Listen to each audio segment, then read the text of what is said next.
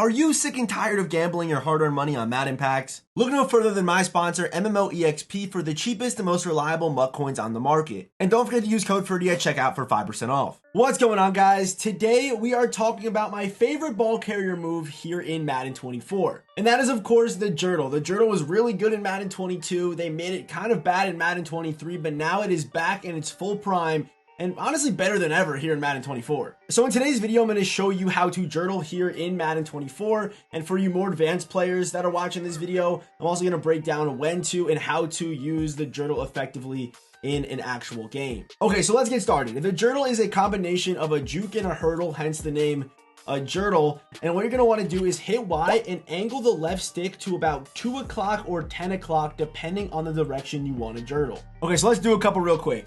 You do have to be going pretty quick. You don't have to actually be holding turbo in order to Jurdle, but I'm going to hit a couple right here, and that's what you're going to get right there.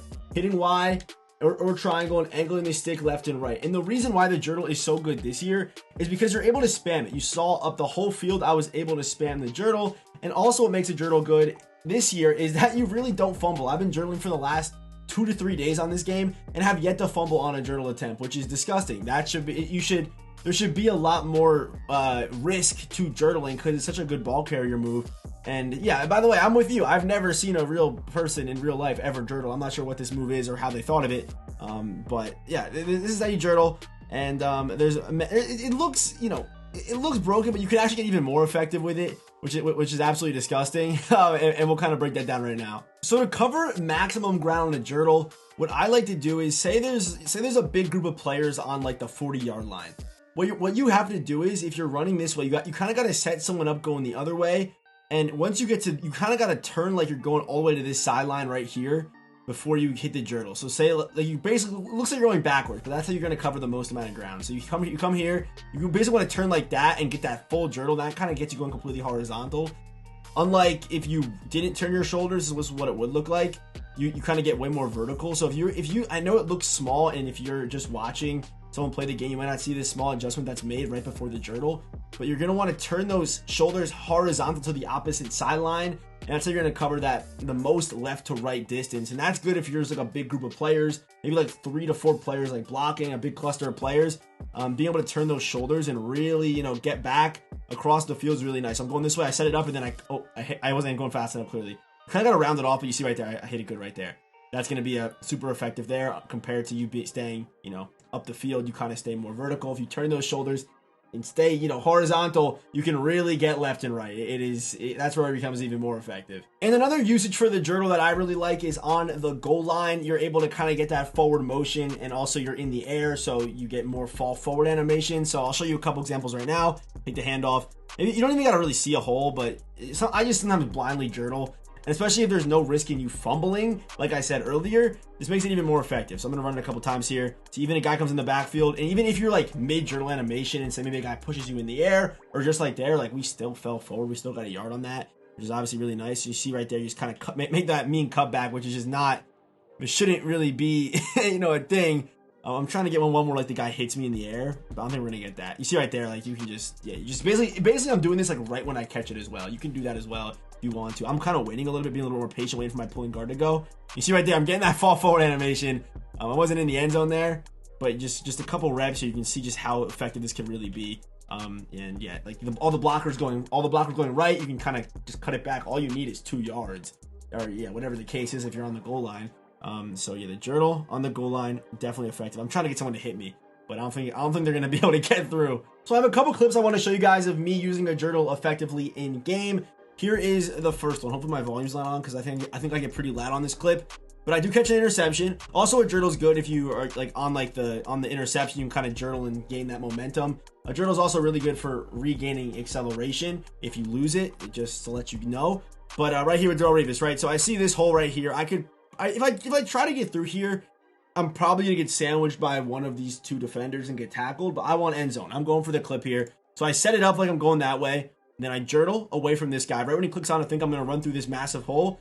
I don't. I just Jurdle right by him, make one guy miss, and then right here, I'm going out of bounds right here. So Rodgers doesn't really have a choice. I see Rodgers' shoulders are already going towards the sideline, going right towards the sideline guy right here, and then I just once again spam the Jurdle, and even though he cut stick, I'm in the air, so I just go right over him. And also the way like the feet really kind of line up on a Jurdle, it's really good for staying in bounds on the sideline. Also, it's good for that as well. If you catch the pick on the sideline, you want to stay in bounds, catch the pick and spam a Jurdle to try to get upfield. So it can be effective even in that way as well, not only for making, you know, making defenders miss. But there's just an example right there of me taking a pick to the crib right there. I'll let it play one time in fast motion for you guys. But yeah, it's all about setting up shoulders and going, you know, the opposite way. That's kind of the name of the game for making people miss in Madden games in general. Setting up shoulders, going one way, and being able to kind of get as far as you can the other way. Okay, and here's a nasty clip of me using the Jurdle to create acceleration. I hit a stop and go on the sideline to stay in bounds. Like, there's no way I should score a touchdown on this play. I'm headed out of bounds. My shoulders are completely out of bounds. There's a guy coming down on me right here. Pause. But there's a guy about to make the tackle. So what I do is I hit a stop and go, and I kind of get back a little bit. My feet stay in bounds. Let this guy go by, and off that stop and go, I lose my acceleration. So I'm gonna have to fully accelerate to kind of get back into it. And odds are, a fully accelerated player coming downhill at you is gonna make this tackle. So in order to regain that acceleration and also make him miss, a Jurdle would be again a perfect move right here. Make that guy miss, and we're into the end zone dancing. And this is also really good against like players that are super aggressive with tackling because they want to hit stick you. And the hit stick animation in this game is really bad if you miss. As you can see right here, this guy just whiffs, and there's no one there. There's no one there, and I'm in the end zone for a touchdown. Okay, now we have a pretty, you know, one-on-one make a guy miss clip right here for our final clip of the day. And keep in mind, this is gonna be a tight end. This is gonna be Evan Ingram getting open on this play. And all I want to do is I'm trying to get in the end zone, man. I'm trying to get as many yards as possible. So I see Tariq Woolen. I know I'm not going to beat Tariq Woolen down this sideline into the end zone for a touchdown. I do not have that speed advantage. So what do? I set him up like I'm going to the sideline. I also slow down and then create that acceleration again with the Jurdle. If it's one-on-one, you should be able to set up and make a guy miss almost every single time if you have space with this move. That's why it's so effective. And again, there's really no risk because you're not going to fumble. Like you're just not going to fumble. It's crazy. It's crazy. So see me right there, I hit a stop and go. I keep my shoulders faced out of bounds, and then I just, because this guy also is probably thinking he's gonna try to go up the sideline, which would be this, it would be a pretty smart thing to do because in normal football, you don't have a Jurdle like this. You don't have a move that can make you teleport 7 yards, and then all of a sudden I just put it in the ground and regain my acceleration down the sideline. Unfortunately, I do get caught. But if I have like a faster player, like a running back or a receiver, I might be in the end zone dancing. So there you go. Here's the setup one more time.